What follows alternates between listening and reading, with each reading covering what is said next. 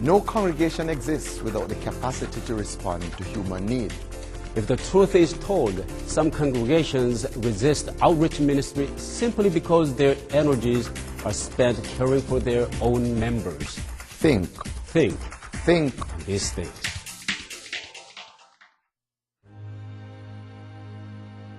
Lord, I'll go where you want me to go. I'll do what you want me to do. Take my hands, my heart. Let me see through your eyes.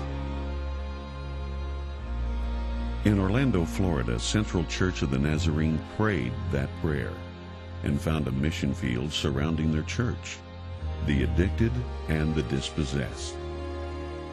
They first started a food and clothing program, but grew frustrated that they weren't seeing lives changed.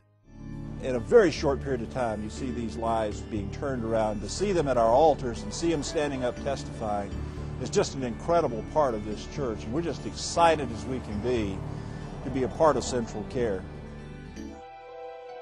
William came into the Good News Ministry, and that Sunday, after the service was over, he remained in his seat and told some of the men from Central Care that he wanted help.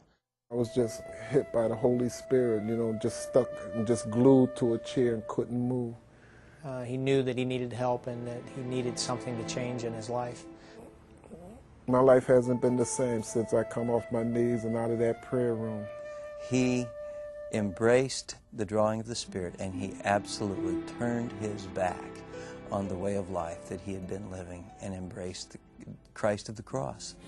And when God had touched my life that Sunday, when I came out of that room, I knew I would never go back to drugs again. He's more than a story. He's a living, breathing example of the miraculous power of Jesus Christ, and he brings hope into the eyes of those who see him, especially those who saw him years ago. I used to do drugs right across the street from this ministry, and all those guys that know me down on the bunkhouse, down on the block, down here at OBT, know me, know where I came from. No, I used to run the streets just as hard as they did and smoke just as much drugs as they smoked, and see a change in my life. Then they know that it can happen for them. The people on the street used to call him 6'9" because of his height. Today, they call him Pastor because of his depth. So I used to sit in that chair over there every day for about 9 months because I was broke, because I had used all my money, spent all my money on drugs. And now I'm standing here with you talking about coming here being a pastor. It's incredible.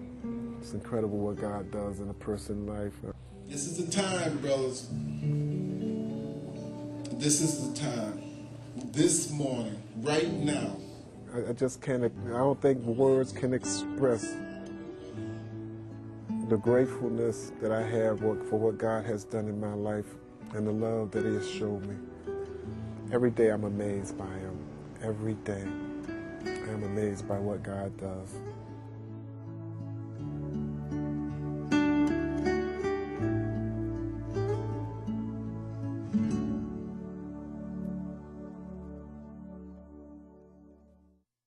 The purpose of communicating with God through worship is so that we can respond to the heartbeat of God through actionable mission.